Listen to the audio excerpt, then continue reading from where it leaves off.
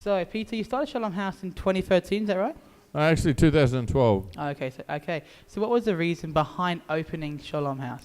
Shalom House actually started by accident. I spent 26 years myself in prisons and institutions. I actually had a life-changing encounter in 2002, and then went and done 3 years study and become a prison chaplain at Acacia Prison in 2005.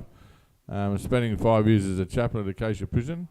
I just kept watching fellas coming in and out of prison, the same people over and over and over again. Yeah. And I thought to myself, how can I change it? So I finished at the prison in 2010.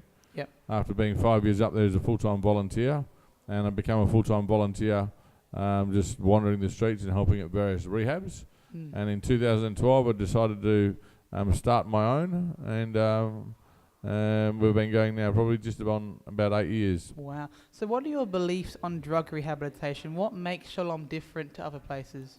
Well, basically we're a cold turkey detox facility. We don't take people from an illegal drug to a legal drug. Not only that, we deal with the heart issues. A lot of the men in my facility suffer with anger, depression, anxiety. Sometime in their life they've been bullied or picked on. They feel they're useless, they're no good. It could be sex addiction, it could be pornography, it could be addiction to drugs or substances, it could be Asperger's. But what makes us different is that we help any male, woman, in other words couples, and families, and we help them actually completely restore their life by dealing with the root cause of the issue, which actually started them in a spiral of addiction.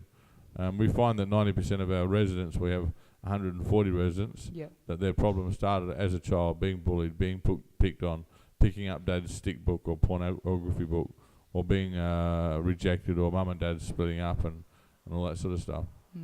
So what's your personal connection? I know you got a story behind you, but what is your connection to Shalom House? Well, I'm the founder and the CEO, so basically I founded Shalom in 2012. And been going 8 years. We're currently, as I mentioned a second ago, we fluctuate between 100 to 140 residents. We have 70 to 100 staff spread across 13 properties. We're 100% self-funded. We're a registered not-for-profit charity. We have DGR status, Charitable Collections license.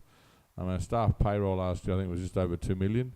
And what we're doing is working. It's actually working at restoring not just the lives of men, children, but entire families in our community.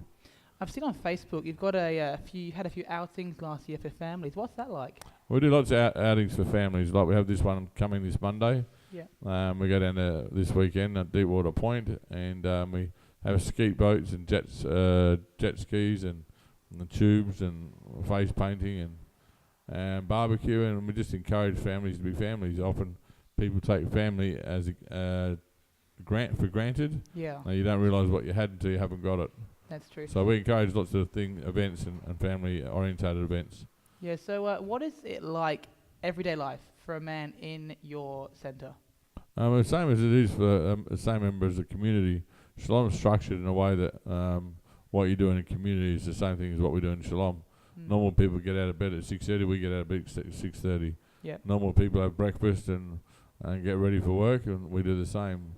We start work at 9:30. Other people start work at 7:30. We work from Monday to Friday, 9 to 5. Community works from Monday to 9 to 5. We work in the community like people work in the community. We do tiling and carpentry and tree lopping and anything that a community would do, we do. We've actually created a few businesses that do lawn mowing and whippersnipping and fencing and paving and limestone work and fence repairs and we finish at 5 like normal people, and then Saturdays we do an outing like normal people. Sundays we go to church, and that's basically the structure of our week.